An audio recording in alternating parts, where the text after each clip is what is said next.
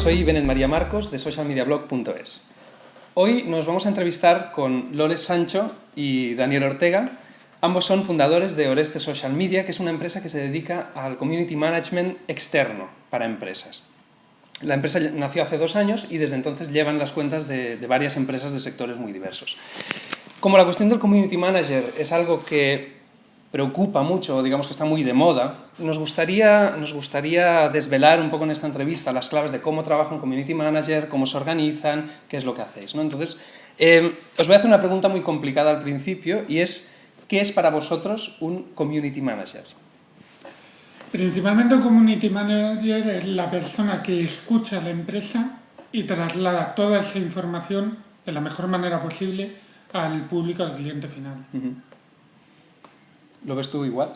Por supuesto, por supuesto que lo veo igual. O sea, la persona que practica una escucha activa en el mercado en el que opera esa empresa, vuelca, como bien dice Dani, la información y sabe analizar lo que ocurre en ese sector para detectar oportunidades y informar al cliente de, oye, aquí hemos detectado una oportunidad, podemos atacar de esta u otra manera. Vale. Entonces, vosotros, digamos, con los clientes, un poco por entender cómo trabajáis, qué es lo que hacéis, ¿cuál podría ser vuestro día a día? O, mejor aún, antes de empezar con el día a día, cuando os tenéis que entrevistar con un cliente, ¿qué es lo que hacéis en esa entrevista o en esa reunión? ¿Cómo lo planteáis?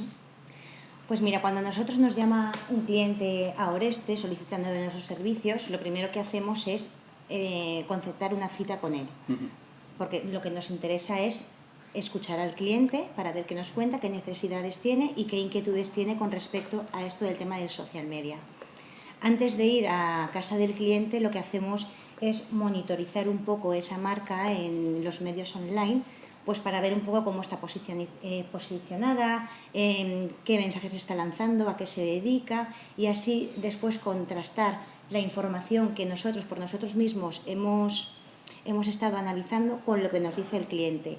Porque sorprendentemente en muchas ocasiones el cliente te cuenta a qué se dedica, qué está comunicando y no tiene nada que ver con lo que a nosotros nos ha dado a entender, ¿no? Con la imagen real que está transmitiendo. Eso claro. es, ahí hay un choque de posicionamiento deseado por parte de ese cliente al mercado y posicionamiento detectado.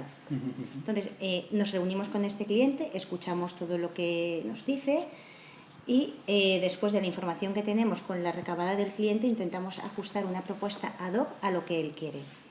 En muchas ocasiones pues los clientes nos llaman para solicitarnos servicios de community manager, sin saber que desde Oreste también podemos dar el servicio de formación y decirle, mira, tú tienes a personal interno en la empresa, podemos plantear contigo la estrategia, ponerla en marcha y formar a la persona que al final va a ser el community de esta marca, dándole un servicio de asesoramiento mensual o hacer un servicio técnico, ¿no? Como si fuera una línea telefónica de, oye, tengo este problema, pues ahí está Oreste para poder solucionárselo en caso de que esto ocurra. Porque esa es una de las cuestiones o una de las preocupaciones que corren muchas veces por la red, ¿no? ¿Qué es mejor, un community manager interno o un community manager externo a la empresa?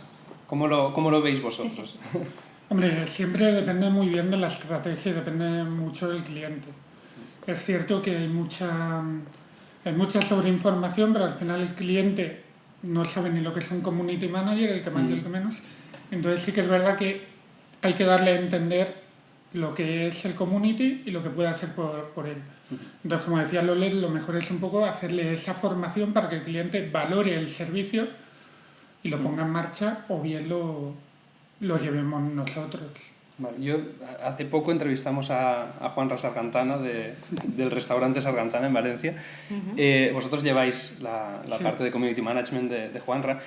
Para mí es un caso paradigmático porque, claro, un restaurante que tenga la necesidad de un community manager, lo bueno de Juanra es que él ya entiende todo este contexto. Entonces yo, por ejemplo, para mí, yo también siempre he pensado, ¿no?, que el community manager tiene que ser alguien de dentro que entienda la estrategia de la empresa, que comunique eso, pero claro, en su caso, él entiende muy bien que subcontratar ese servicio le aporta un valor, igual que le puede aportar un valor pues tener un camarero, tener quien le haga las nóminas, etcétera, ¿no? Entonces, bueno, ya que estamos con Juanra, ¿cómo lo lleváis con él? ¿Cómo lo trabajáis? A ver, como tú decías, con Juanra, con Sargantana es muy fácil, porque realmente él ya tiene mucha trayectoria, ¿vale? Lleva un año y medio antes de ahora en las redes, entonces él tiene mucha tranquilidad. O sea, simplemente un poco seguir la dinámica que ha estado llevando, que la verdad que lo ha hecho bastante bien. Con clientes que no tienen esa facilidad, no tienen esa formación, es un poco más complicado, pero es un poco el formar y el enseñar y el quitar un poco el miedo. Claro. Porque hay mucha gente que tiene mucho miedo. Claro. Y lanzarse a la piscina, que se lancen. Claro, efectivamente. O sea, no, el llevarles, como con los niños pequeños, el llevarle un poquito, entrar por las escaleras de la piscina para que vean que el agua no hace daño y que, muy bien. y que pueden trabajar en eso. Entonces, llega un momento que el cliente mismo se siente más libre y entonces empieza a proponer acciones. Porque, por ejemplo, el servicio que vosotros ofrecéis, ¿para qué sectores, hablando de forma muy genérica porque hay casos y casos, ¿no? Pero ¿para qué sectores creéis que puede ser adecuado llevar la comunicación online desde fuera? ¿Se podría decir para qué sectores? Pues mira, sectores, para cualquier sector cuyo público objetivo esté en plataformas sociales consumiendo información, es apto su contratación de un community manager. ¿Vale? Tienen que estar ahí porque tienen que comunicar donde la gente consume la información. Ahora, que ese community sea interno o externo, pues también depende, como todo en la vida. Si subcontratas un servicio de community manager externo y ese community no habla con el cliente a diario, no sabe qué ha pasado en la empresa, que ha habido un nombramiento nuevo, que está lanzando un producto, pues probablemente no sea buena, ¿no?, la gestión de ese community. Si es un community manager que está inquieto por saber qué ocurre en la empresa, que trabaja incluso dentro de la empresa durante unas horas a la semana, al final ese servicio externo se convierte en interno. O sea, Daniel y yo nos consideramos parte de las plantillas de las empresas a las que les damos ese tipo de servicios. Muy bien. Entonces, depende de cómo se lleve esa gestión. Porque a la hora de establecer, por ejemplo, los procesos de trabajo con estos clientes, ¿no? ¿Cómo los organizáis? ¿Cómo trabajáis la monitorización? ¿Qué herramientas utilizáis? ¿Cómo gestionáis toda esta cuestión, digamos, de la comunicación online con este tipo de clientes? Primero, volvemos un poquito atrás, que quería comentar también que la atención a ese cliente, más allá del trabajo diario que hagamos, hace falta una vinculación directa con ese cliente. Igual, pues, si no es presencialmente, telefónicamente, al menos 2-3 veces por semana estar en contacto con él. Para que sea un community externo, el cliente tenga la sensación de que la persona es interna, de que lucha por su empresa como el que más.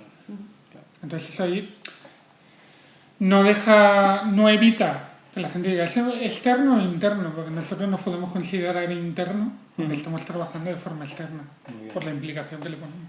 Y por ejemplo, el hecho de implicar a los empleados de una marca, también, ¿hasta qué punto, digamos, tenéis la suficiente fuerza como para entrar tan dentro de la empresa? Sí, normalmente cuando ya entramos con una empresa a trabajar, lo que la mayoría de empresas hacemos es una formación, una especie de charla a esos empleados, porque consideramos que los empleados son los primeros que deben potenciar su empresa. Si esos empleados potencian la marca de su empresa, va a ser mucho más fácil.